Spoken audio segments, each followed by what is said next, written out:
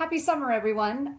So it's like this beautiful day. I'm on my way to pick up my daughter, and it got me thinking because I've been getting a lot of questions from you guys about your kids being out of school and what should you do to keep them eating healthy. And I have to tell you, this is a really stressful time for a lot of parents. I can feel the tension, I can feel the stress in your questions, and it's difficult when you've got all of these social events you're taking them to, and amusement parks and friends and parties and things like that, and you have this as a parent, this idea of what you want your kids to do to keep them healthy. And sometimes it's not just your kids, it's other people you love, people in your lives, and you want to do the right things. You want them to do the things that you know are good for them.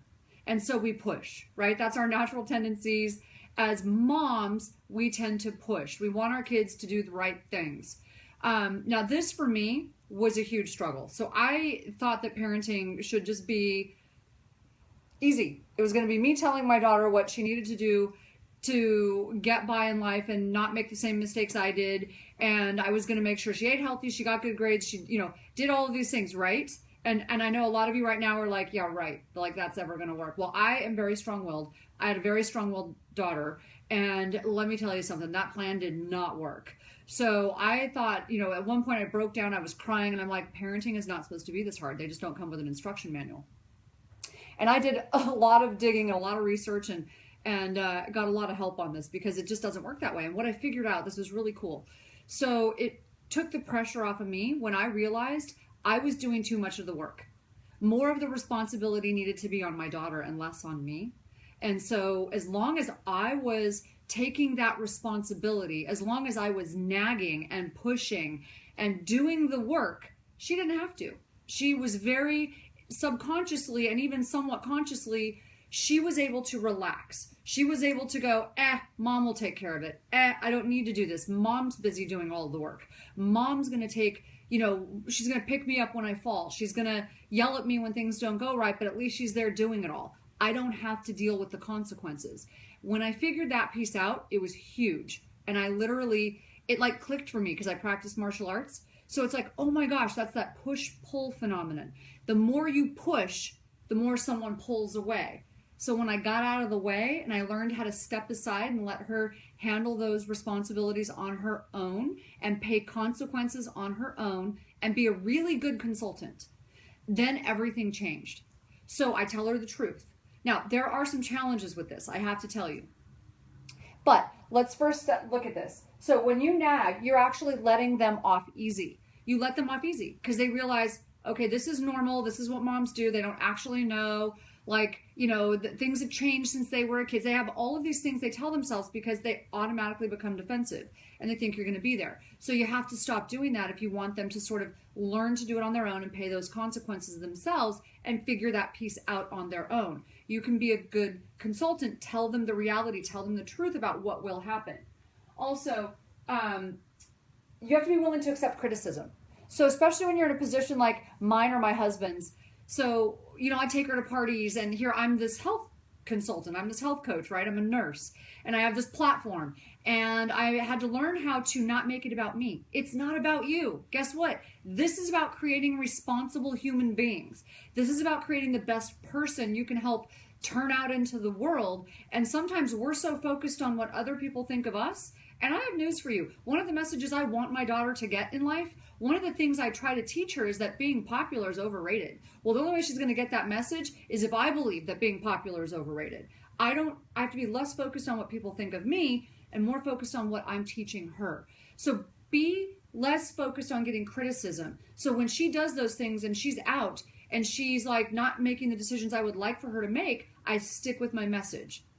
These are the consequences of those choices. I'm going to continue to be that change. Because this is not about you. It's not your outcome. And this isn't just about food. So think about this. I used to fight with my daughter over grades like crazy. I learned this from a wonderful parenting program. I'd fight with her about grades because, of course I have to take care of the fact that she's got to get good grades, right? But is that true? Do you really have to do that? Because they're not my grades. They're her grades. So if she's not more invested than I am, why am I pushing so hard? And so when I realized, I actually figured this out when she was in second grade. We'd have these homework battles every night. And I so finally said to her one night, you know, honey, I love you so much. I'm never going to push you to do homework again. You never have to do homework again if you don't ever want to. Of course, she was really suspicious, and she's like, that doesn't make any sense. You're lying to me. No, you don't have to do homework ever again. As long as you're okay with paying the consequences of that. You have to explain to your teachers why you're not doing it. You have to be okay with getting bad grades. You have to be okay with getting in trouble and pay those consequences. And you have to be okay with repeating second grade. But it's okay because I love you so much. You know, I just get to keep you home for an extra year or however many years that you end up repeating if you choose not to do homework. And you'll make new friends. You've got a great personality. You'll make new friends when your friends move on. Of course, she got really angry. And I've never to this day ever asked her if her homework is done. But I'm there for her when she asks me to help her. Now, the flip side of that is I'm also very firm. So when she says, can we go, you know, somewhere and blah, blah, blah, that is the one time I ask her if her homework is done. It's like, did you do your homework? I don't tell her she has to go do her homework. So I'll rephrase that. I don't tell her she has to do her homework. But I will ask her, are your chores done and did you do your homework? And that's the one time. And she's like, but you said I don't have to do my homework. I'm like, you don't have to. But I also don't have to take you places if you don't do it. That's my part of it. So I'll be very firm with her.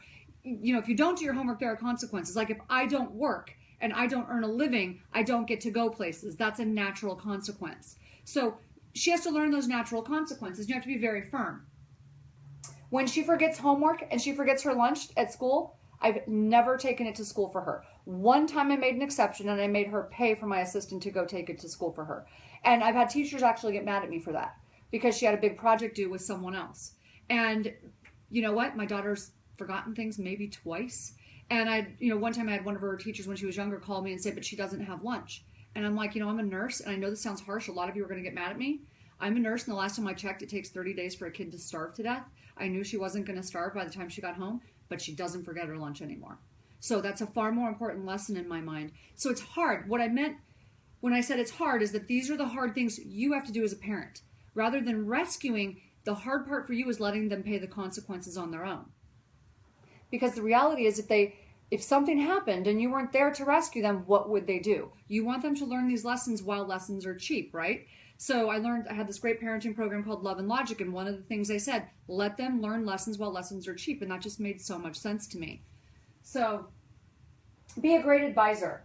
And teach those consequences, like what I was talking about with the homework, right? So they don't do their homework, they don't get to go somewhere. You don't have to do it, but then I also don't have to take you somewhere. If they break a promise to you, or they don't do what they're supposed to do, they tell you they're going to do their chores and they don't, then the next time they want to go somewhere, it's like you drive right past there and it's like, oh, I'm sorry, I forgot to. So you teach them what that feels like, and those are those consequences. And it hurts for you to have to do that sometimes because it's not natural to us as parents, but that's going to help them. So when people talk to me about how do you get your kid to eat healthy, I actually compromise with her. When she was young, it was easy. She ate what I wanted her to. As she got older, we made some compromises. So we, it's like, I don't ever buy bad food for the house. That's my deal. I make the money. Too bad, sweetheart. You want junk food for the house, you're going to have to go figure out how to buy, make money and buy it yourself. But when we're out or you're at a party, I'm not going to nag you when you're with your friends. We're out and we're at a restaurant, I'll compromise with you. You eat something good, some veggies, and then you can pick one thing on your own that I'm not going to bother you about. And so we would make these compromises, and that was how we worked it. And then I would not bother her about it. But I was very honest. So, this is part of what things that cause anxiety or acne or, bloating or things like that. I was very clear with her. And so when she would get frustrated about certain things in her life that were happening, it's like, well, pay attention to what you ate. Eventually it started to click. And I know some of you are thinking, but my child has really bad health problems or significant mental issues. They can't rationalize like that. Then yes, you probably have to be a little bit more intense about it. So, but you might then have to be more structured until they can either rationalize enough, or you can, be their frontal lobes until they can be. So you always have to be individual with your programs. And if you have a child who, okay, hopefully I'm back on, I got cut off for a second, doesn't have that mental capability, then you have to, take that into consideration. But what I want to point out here, and what I want you to take away is, if you push too hard out of love, sometimes they're going to pull so hard they're not going to get your message. So think about that as we go into summer, all of these stressful events. Relax a little bit. Let them make some mistakes. Let them make their own mistakes. Let them fall and scrape their knees while Lessons are cheap, but always be that example and always have those great options available. Make it fun. Load your house up with some healthy snacks. And, I have a feeling that you might be happy with the outcome. Let me know your thoughts. Thank you.